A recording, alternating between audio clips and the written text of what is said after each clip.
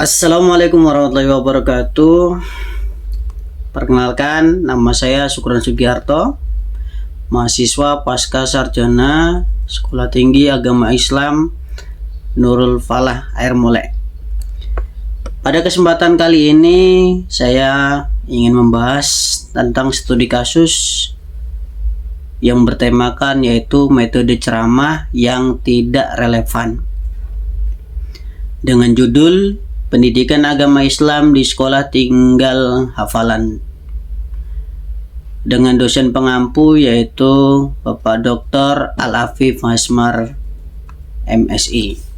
Deskripsi kasus: di sebuah SMA negeri, pelajaran pendidikan agama Islam masih disampaikan dengan metode ceramah tradisional yang dominan. Setiap kali pembelajaran berlangsung, guru lebih banyak berbicara sendiri di depan kelas, sementara siswa hanya diminta mencatat, mendengarkan, dan menghafalkan ayat-ayat Al-Quran dan hadis-hadis tertentu. Tidak ada aktivitas kolaboratif, diskusi kelompok maupun studi kasus yang mengaitkan ajaran Islam dengan realitas kehidupan para siswa. Materi pelajaran hanya berputar pada aspek teoritis dan hafalan tanpa ada usaha yang serius untuk mengaitkannya dengan isu-isu kontemporer yang dekat dengan kehidupan siswa, seperti penggunaan media sosial secara Islami, bahaya pergaulan bebas, penyebaran hoaks agama, serta krisis moral yang banyak terjadi di kalangan remaja. Guru juga tidak memberi ruang bagi siswa untuk bertanya secara terbuka, berdiskusi, atau menyampaikan sudut pandang pendapat mereka terhadap permasalahan keagamaan yang mereka temui sehari-hari. Kondisi ini membuat siswa merasa bahwa pelajaran pendidikan agama Islam kurang relevan dengan kehidupan nyata mereka. Mereka belajar hanya mengejar nilai ulangan, bukan untuk memahami dan mengamalkan ajaran Islam. Akibatnya, pembelajaran pendidikan agama Islam menjadi membosankan dan tidak berdampak signifikan terhadap perilaku, moral, dan akhlak siswa. Padahal esensi dari pendidikan agama Islam adalah membentuk karakter kepribadian dan etika Islami yang kuat. Selanjutnya, identifikasi akar masalah dari tema tersebut. Dari studi kasus, metode ceramah yang tidak relevan dapat diidentifikasi sejumlah akar permasalahan mendasar yang menyebabkan pembelajaran pendidikan agama Islam tidak berjalan efektif dan kurang berdampak terhadap siswa. Akar masalah tersebut antara lain yang pertama yaitu adanya metode pembelajaran yang monoton dan tidak kontekstual. Guru masih menggunakan metode ceramah secara dominan tanpa mengaitkan materi dengan kondisi nyata yang dihadapi siswa, seperti isu pergaulan, media sosial, atau tantangan moral remaja. Hal ini menyebabkan pembelajaran bersifat kognitif semata dan tidak menyentuh aspek afektif dan psikomotorik. Yang kedua yaitu tidak tersedianya ruang untuk dialog dan pemikiran kritis. Proses pembelajaran berlangsung satu arah. Siswa tidak diberikan kesempatan untuk bertanya, berdiskusi, atau mengemukakan pendapat. Padahal pendidikan Islam sejatinya mendorong interaksi ilmiah dan pembentukan nalar kritis yang sehat. Selanjutnya, masalah yang selanjutnya yaitu kurikulum dan rencana pembelajaran yang tidak responsif terhadap tantangan zaman. Kurikulum yang ada tidak memperhitungkan perkembangan zaman, terutama terkait literasi digital, media, serta isu kontemporer keagamaan. Materi ajar disampaikan secara normatif tanpa dikontekstualisasikan ke dalam kehidupan sehari-hari siswa. Masalah yang keempat yaitu minimnya inovasi dan pemanfaatan teknologi dalam pembelajaran pendidikan agama Islam. Guru belum mengintegrasikan media dan teknologi dalam proses pembelajaran pada siswa hidup dalam dunia digital yang penuh dengan informasi. Akibatnya ada kesenjangan antara cara belajar siswa dan cara mengajar guru. Masalah yang kelima yaitu adanya keterbatasan kompetensi guru dalam metode modern dan pendekatan tematik. Sebagian guru belum terbiasa atau tidak terlatih dalam menerapkan pendekatan pembelajaran aktif berbasis proyek atau integratif. Akibatnya, guru cenderung kembali pada metode konvensional yang dianggap aman, meskipun kurang efektif. Masalah yang keenam yaitu fokus berlebihan pada aspek hafalan daripada pemaknaan. Pembelajaran pendidikan agama Islam seringkali hanya menekankan pada kemampuan menghafal ayat dan hadis tanpa adanya pendalaman makna, refleksi kontekstual, maupun implementasi nilai dalam kehidupan nyata. Hal ini menghambat terbentuknya kesadaran dan tanggung jawab moral siswa. Akar masalah yang terakhir yaitu minimnya evaluasi terhadap efektivitas pembelajaran pendidikan agama Islam. Tidak adanya evaluasi yang menilai perubahan sikap, pemahaman, dan aplikasi nilai Islam dalam kehidupan siswa menyebabkan pembelajaran pendidikan agama Islam berjalan formalitas semata tanpa perbaikan yang berkelanjutan. Selanjutnya, rumusan kebijakan pendidikan agama Islam. Kita tinjau menurut tujuan strategisnya. Kebijakan pembelajaran pendidikan agama Islam yang baru ditujukan untuk yang pertama, meningkatkan relevansi pembelajaran pendidikan agama Islam dengan kehidupan nyata agar nilai-nilai Islam tidak hanya dihafal tetapi juga dipahami dan diamalkan dalam konteks sosial kekinian. Yang kedua, mengembangkan metode pembelajaran yang aktif, reflektif, dan dialogis guna menggantikan metode ceramah yang monoton. Yang ketiga, membentuk karakter Islami siswa yang kritis, moderat, dan berakhlak mulia sesuai dengan prinsip rahmatan lil alamin. Yang keempat, meningkatkan peran guru pendidikan agama Islam sebagai fasilitator nilai, bukan sekedar penyampai materi, sehingga guru lebih mendampingi proses pembentukan kepribadian siswa. Yang kelima, mengintegrasikan isu-isu kontemporer dalam pembelajaran pendidikan agama Islam seperti etika bermedia sosial, toleransi antar umat beragama, anti-hoax, dan tantangan moral remaja. Mendorong penggunaan media dan teknologi digital untuk menjembatani pembelajaran agama dengan dunia digital yang akrab bagi siswa. Selanjutnya, langkah-langkah implementasinya. Untuk mewujudkan kebijakan pendidikan agama Islam yang lebih kontekstual, interaktif, dan inovatif sebagai respons terhadap metode ceramah yang tidak relevan, diperlukan langkah-langkah implementasi strategis yang bersifat menyeluruh, bertahap, dan terukur. Berikut adalah tahapan implementasi yang dapat dilakukan. Yang pertama yaitu mengadakan pelatihan dan penguatan kapasitas guru pendidikan agama Islam. Guru sebagai ujung tombak pembelajaran perlu diberikan pelatihan intensif mengenai pendekatan pembelajaran yang kontekstual, partisipatif, dan berbasis nilai materi pelatihan. Yang kedua, mengadakan revisi dan penyesuaian perangkat pembelajaran pendidikan agama Islam. Rencana pelaksanaan pembelajaran atau yang disingkat dengan RPP, silabus dan bahan ajar perlu disesuaikan tentunya. Yang selanjutnya yaitu mengadakan penerapan metode pembelajaran yang inklusif dan partisipatif. Dalam praktis kelas, guru mulai menerapkan variasi metode.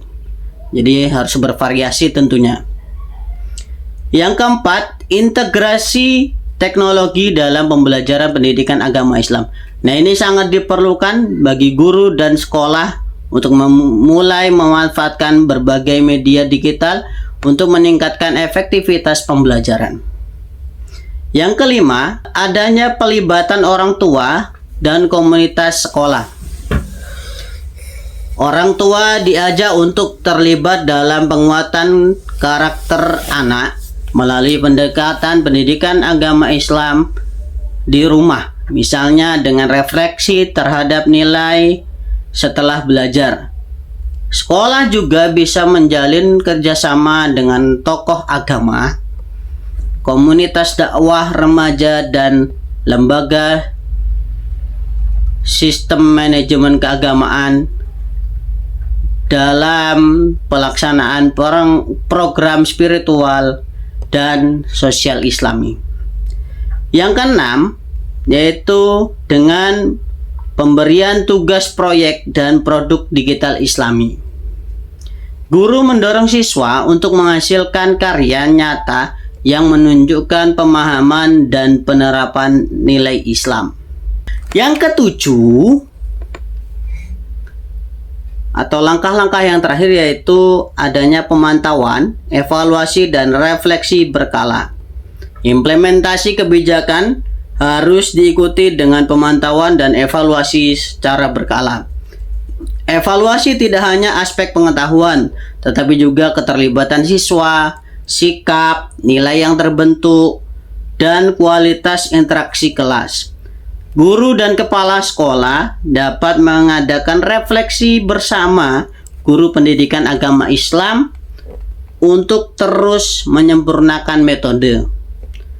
Dengan langkah-langkah implementasi yang komprehensif ini, pembelajaran pendidikan agama Islam akan menjadi lebih adaptif terhadap perubahan zaman, relevan dengan kehidupan siswa, dan berdaya dalam membentuk karakter Islami yang kuat. Selanjutnya, indikator keberhasilan. Untuk mengetahui apakah kebijakan dan inovasi ini berhasil diterapkan, indikator keberhasilan yang bisa digunakan antara lain: yang pertama, adanya partisipasi aktif siswa dalam pembelajaran meningkat secara signifikan, ditunjukkan dari keterlibatan mereka dalam diskusi, tanya jawab, maupun proyek-proyek kolaboratif. Yang kedua, siswa menunjukkan kemampuan berpikir kritis dan reflektif terhadap isu-isu keagamaan dan sosial yang dihadapinya, bukan hanya bisa menghafal materi saja. Yang ketiga, tercipta produk pembelajaran yang bermakna dan kreatif seperti video dakwah digital, poster nilai moral, jurnal keagamaan, atau kampanye nilai Islami melalui media sosial. Yang keempat, peningkatan nilai afektif dan sikap spiritual siswa terukur melalui penilaian sikap, yang dimana yaitu seperti observasi guru, penilaian teman sejawat, dan jurnal pribadi siswa. Yang kelima, guru menggunakan media dan metode pembelajaran yang lebih bervariasi dan berbasis teknologi tentunya, bukan hanya metode ceramah satu arah sebagai metode utamanya. Yang keenam, persepsi positif siswa terhadap mata pelajaran pendidikan agama Islam. misalnya berdasarkan angket kepuasan belajar atau wawancara terbuka. Maka dari itu semuanya terjadi perubahan perilaku positif di lingkungan sekolah seperti peningkatan toleransi, kejujuran, dan tanggung jawab dalam keseharian siswa. Yang selanjutnya, nilai-nilai Islam yang mendasarinya. Yang pertama ada fatonah. Kita tahu bahwa fatonah itu adalah kecerdasan dan kebijaksanaan. Guru dan siswa didorong untuk menggunakan akal secara bijak dalam memahami agama. Pembelajaran pendidikan agama Islam harus mengembangkan pemikiran kritis, bukan sekedar hafalan saja. Dikatakan dalam sebuah Quran surat Az-Zumar ayat 9 yang artinya, katakanlah, apakah sama orang-orang yang mengetahui dengan orang-orang yang tidak mengetahui? Ini berkenaan dengan fatonah. Yang selanjutnya, sidik atau yang sering dikatakan dengan kejujuran dan konsistensi dalam iman serta akhlak. Guru sebagai teladan harus menyampaikan ilmu dengan kejujuran dan mendorong siswa jujur dalam berpikir dan bersikap. Sesungguhnya orang-orang yang berkata, yaitu Tuhan kami adalah Allah, lalu mereka tetap istiqomah. Itu adalah penggalan Quran surat Fusilat ayat 30. Yang selanjutnya amanah, yaitu sering diartikan dengan tanggung jawab moral dan profesional. Pendidikan adalah amanah yang harus dijalankan dengan kesungguhan. Guru bertanggung jawab terhadap pertumbuhan moral dan spiritual siswa, seperti yang diatur dalam Quran surat An-Nisa ayat 58 dalam penggalan arti, yaitu sesungguhnya Allah menyuruh kamu menyampaikan amanat kepada yang berhak menerimanya. Kemudian yang selanjutnya yaitu tabligh atau komunikatif, jelas dan menyentuh. Guru harus menyampaikan ajaran Islam dengan metode yang bijaksana, menyenangkan dan sesuai dengan konteks zaman. Sesuai yang diatur dalam Quran surat An-Nahl ayat 125 dalam penggalan arti, serulah dalam artian manusia kepada jalan Tuhanmu dengan hikmah dan pelajaran yang baik. Yang kelima atau yang terakhir dari nilai-nilai Islam yang mendasari yaitu syura, musyawarah dan partisipasi aktif. Pembelajaran yang dialogis dan melibatkan siswa merupakan cerminan nilai musyawarah yang Islami, dan urusan mereka yaitu diputuskan dengan musyawarah di antara mereka. Arti ayat tersebut yaitu dari Quran surat Asy-Syura ayat 38. Nilai-nilai ini menjadi landasan spiritual dan moral dalam kebijakan pendidikan agama Islam yang inovatif dan kontekstual, serta mendorong perubahan pendekatan pendidikan dari yang bersifat hafalan menjadi pembelajaran yang bermakna dan membentuk karakter. Yang keempat, desain inovasi. Dalam hal ini kami memilih digitalisasi media pendidikan agama Islam sebagai respon terhadap ketidakrelevanan metode ceramah konvensional dalam pembelajaran pendidikan agama Islam. Desain inovasi yang diterapkan adalah digitalisasi media pembelajaran pendidikan agama Islam. Tujuannya adalah untuk menciptakan pembelajaran yang lebih interaktif, kontekstual, dan sesuai dengan dunia siswa yang lekat dengan teknologi. Langkah-langkahnya digitalisasi yang dilakukan antara lain yang pertama, pemanfaatan platform pembelajaran daring seperti Google Classroom, Pleded, atau Edmodo sebagai wadah pengumpulan tugas, forum diskusi online, dan distribusi materi ajar. Yang kedua yaitu pembuatan konten video pendek tematik oleh guru maupun siswa seperti tema moderasi beragama, toleransi, etika bermedia sosial, dan pergaulan Islami. Yang ketiga yaitu penggunaan kuis interaktif digital melalui aplikasi Kahoot, Quizizz, atau Screencast yang menyenangkan, cepat, dan mendukung evaluasi formatif. Yang keempat yaitu tugas proyek kreatif digital seperti pembuatan vlog pendek yang bertemakan atau berjudul Islamku di Era Media Sosial, atau mengadakan podcast mini yang berisi refleksi hadis harian, atau yang bisa juga membuat poster digital yaitu tentang kampanye akhlak Islami dan anti hoax. Yang kelima, kolaborasi antar siswa dalam pembuatan media dakwah digital, baik dalam bentuk artikel, konten, infografis, atau video edukasi keagamaan yang dapat diperluaskan melalui media sekolah atau kanal digital internasional.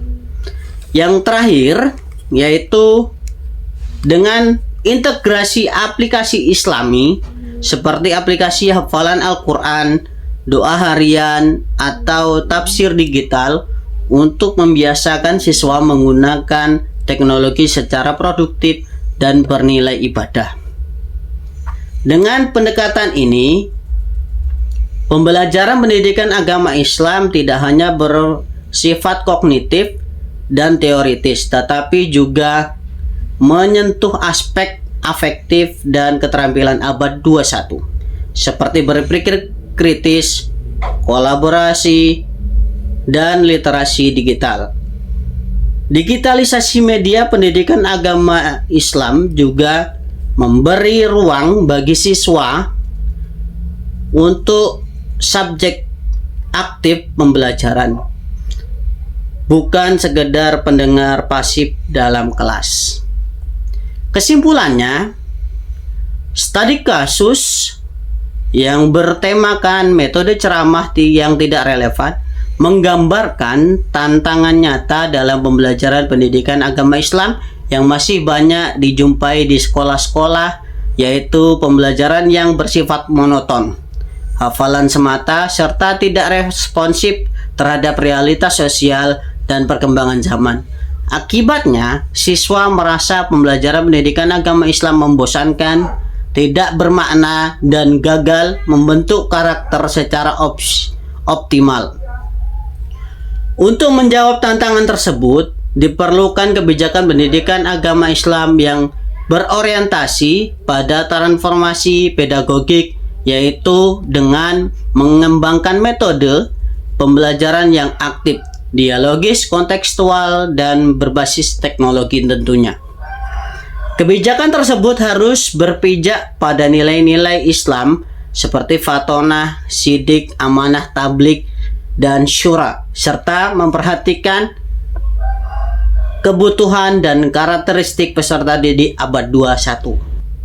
Inovasi melalui digitalisasi media pembelajaran pendidikan agama Islam menjadi salah satu solusi strategis yang dapat menghadirkan pendidikan agama Islam sebagai pelajaran yang menyenangkan, bermakna, dan membumi.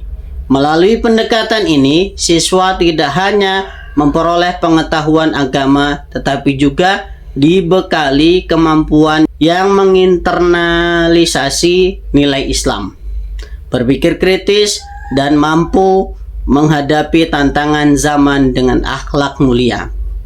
Dengan demikian, pembelajaran pendidikan agama Islam akan lebih efektif dalam menumbuhkan kesadaran spiritual, memperkuat karakter, dan membentuk generasi Islam yang cerdas, toleran, dan kontributif di tengah masyarakat yang majemuk dan dinamis.